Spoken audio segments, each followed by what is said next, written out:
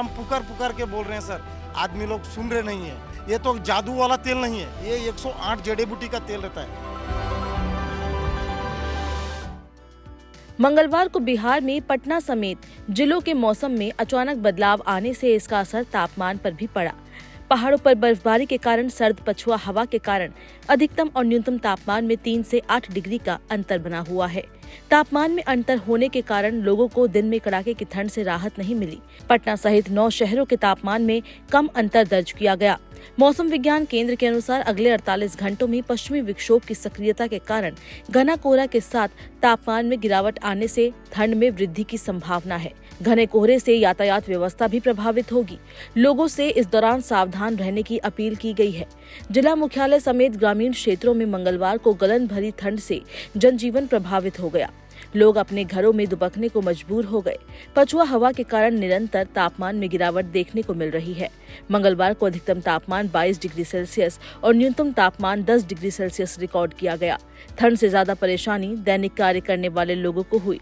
ठंड से बचाव के लिए लोगों को विभिन्न जगह अलाव तापते हुए देखा गया। साथ ही मकर संक्रांति पर लोगों को स्नान पूजा में परेशानी का सामना करना पड़ा।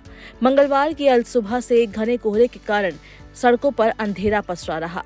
14 जनवरी को दोपहर बाद हुए मौसम में बड़े बदलाव की वजह से पटना, मुजफ्फरपुर, दरभंगा, बक्सर सहित अधिकांश जिलों के अधिकतम तापमान में 9 डिग्री सेल्सियस तक की गिरावट दर्ज की गई।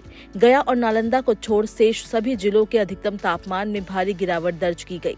घने कोहरे के कारण लोगों को आवागमन में परेशानी हुई। लोग लाइट जलाकर वाहन चलाते देखे गए। पूरे दिन धूप दिखाई नहीं देने से दैनिक मजदूरी करने वाले लोगों को परेशानी का सामना करना पड़ा।